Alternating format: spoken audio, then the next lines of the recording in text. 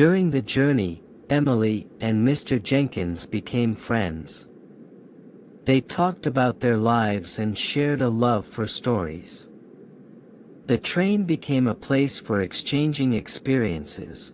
In the middle of the journey, the train unexpectedly stopped at a small station. Emily looked out and saw a lively farmer's market on the platform. Fresh fruits, colorful vegetables, and the smell of spices filled the air.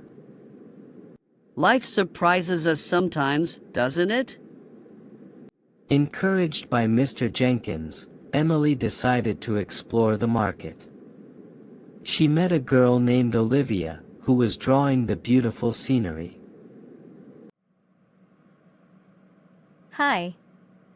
I'm drawing the market. Want to join me?